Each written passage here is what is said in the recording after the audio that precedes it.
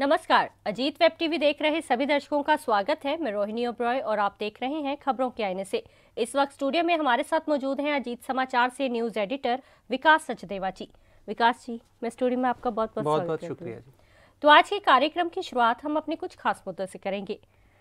विकास जी, सबसे पहले हम बात करेंगे श्रद्धा मर्डर केस जी।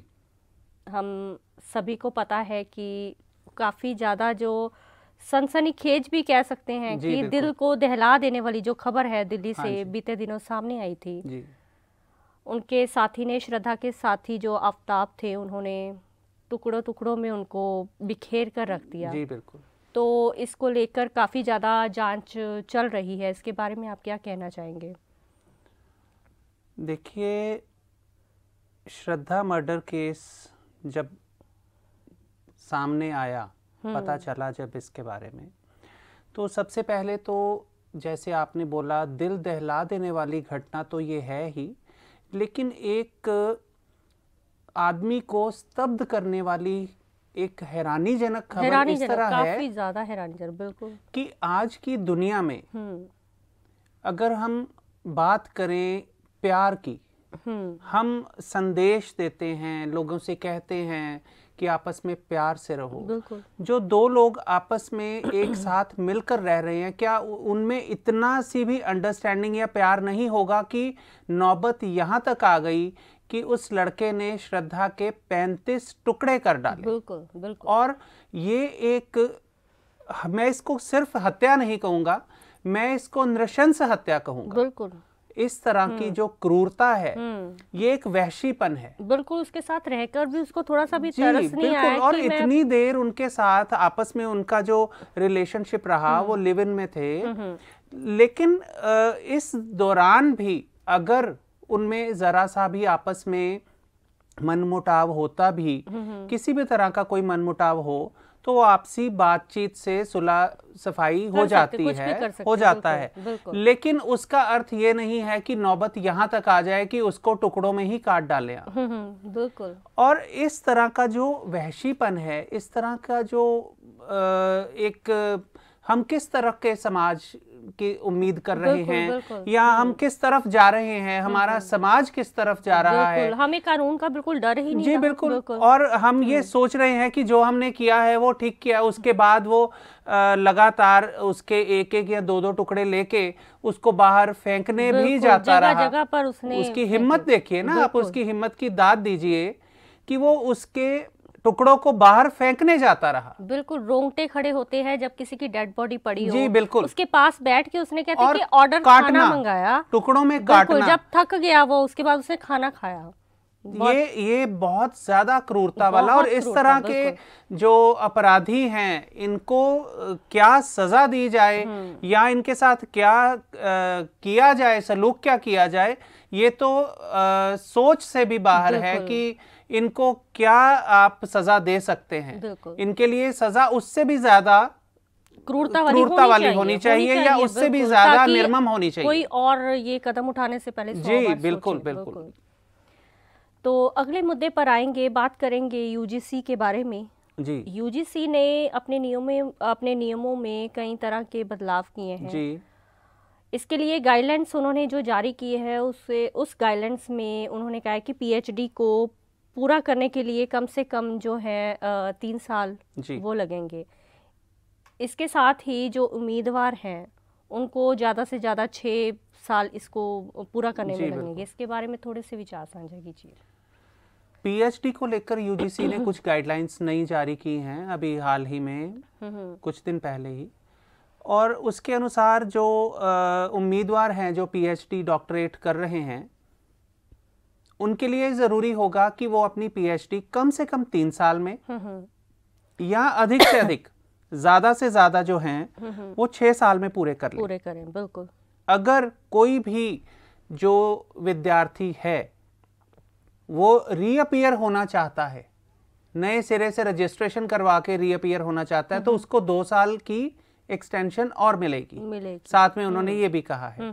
इसके साथ जो बदलाव किए गए हैं, उन बदलावों में आप ये देखिए कि जो गाइड बनते हैं, जो पीएचडी कर रहा छात्र है, विद्यार्थी है, उम्मीदवार है उसको जो गाइड करता है पीएचडी करने के लिए, जो एक अध्यापक है, प्रोफेसर है, असिस्टेंट प्रोफेसर है, उन सभी के लिए भी नई गाइडलाइंस जारी हुई हैं। अब जो प्रोफेसर रैंक के हैं उनको एक साल में 8 उम्मीदवार मिलेंगे। ओके। असिस्टेंट प्रोफेसर जो हैं उनको 6 उम्मीदवार मिलेंगे। मतलब वो उन 8 को और 6 को गाइड कर सकते हैं, उनके गाइड बन सकते हैं, उससे ज्यादा नहीं।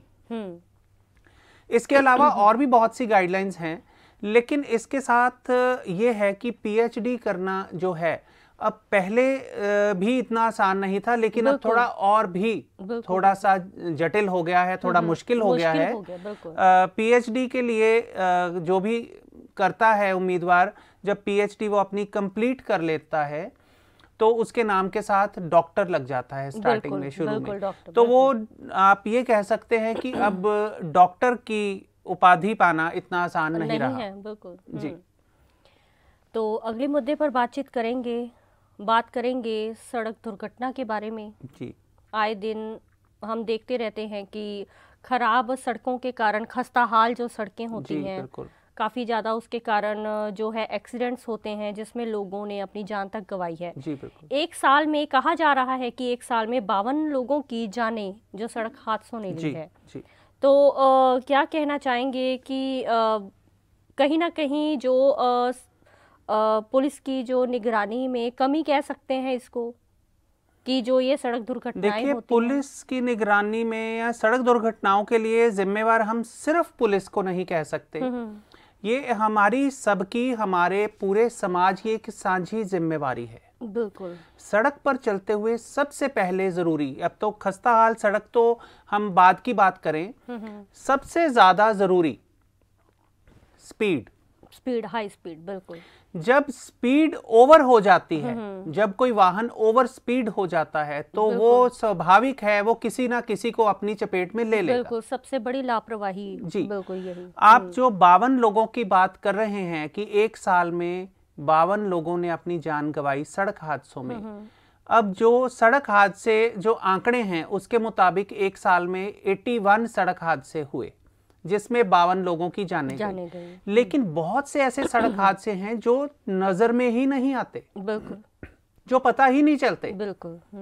जहां पर किसी आदमी की अगर मृत्यु हो जाती है या कोई गंभीर रूप से घायल हो जाता है तो उनके बारे में पता ही नहीं चल पाता। बिल्कुल नहीं पता। बिल्कुल। सड़क दुर्घटनाओं के लिए सबसे ज्यादा जरूरी है हम साझे तौर पर एक जिम्मेवारी, सामाजिक तौर पर एक जिम्मेवारी ग्रहण करें। बिल्कुल। कि हमें कोई भी वाहन, चाहे हम 2 पहिया वाहन चला रहे हैं, 4 पहिया वाहन चला रहे हैं, उसमें हम ओवर स्पीड ना हो कहीं भी। कितनी भी जल्दी है, 5 मिनट जल्दी निकला जा सकता है घर से। अब देखिए, जो हाईवे अथॉरिटी है उन्होंने 2 पहिया वाहन के लिए 50 किलोमीटर प्रति घंटा की रफ्तार से वाहन चलाने की जो गति है वो निर्धारित की है। बिल्कुल, बिल्कुल।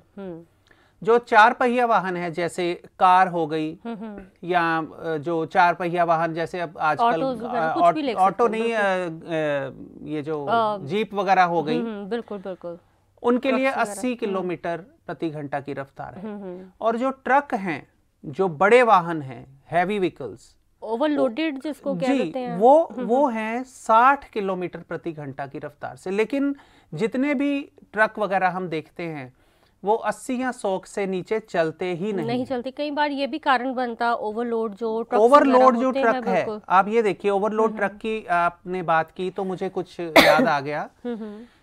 जालंधर के बीएसएफ चौक में 2016 में एक एक्सीडेंट हुआ था, बहुत ही भयानक हादसा था। बिल्कुल, बिल्कुल। उसमें कार चला रहा 18 साल का नौजवान, जिस पर वो ओवरलोडेड ट्रक पलट गया था कार के ऊपर, अजीत नाम का, बिल्कुल, अजीत मिन्हास। और आज अगर वो जिंदा होता तो आज आप देखिए कि एक जवान लड़का, बिल्कुल, एक जवान बच्चा चला गया इस दुनिया से। उसका दुख उसके माँ बाप को, उसकी फैमिली को हो सकता है। जो बाकी लोग हैं वो तो हादसा समझकर थोड़े दिन, 2-4 दिन, हफ्ता याद रखेंगे, भूल जाएंगे। बिल्कुल। लेकिन उस हादसे से भी अभी तक किसी ने सबक नहीं सीखा है। बिल्कुल। उस हादसे के बाद से ओवरलोडेड ट्रकों पर, ओवरलोडेड जो बड़े टैंकर हैं उन पर पाबंदी होनी चाहिए थी, लेकिन इस तरह का कोई कानून नहीं बना, इस तरह की कोई पाबंदी नहीं लगी। और ये बहुत जरूरी है कि ओवरलोडेड ट्रक्स और ओवरलोडेड जो टैंकर हैं वो, और खासकर जो स्पीड है, ये सभी नियंत्रण में होने चाहिए। सरकार को इसके लिए बहुत जल्दी ही कोई गाइडलाइन निर्धारित करनी चाहिए। बिल्कुल। तो हर बार की तरह इस बार भी हम अपने कार्यक्रम का समापन अपने आज के विचार से करेंगे। कहा जाता है, सत्य के सूर्य को असत्य के बादल कभी नहीं ढक सकते। जी विकास जी, सत्य है तो सब कुछ है।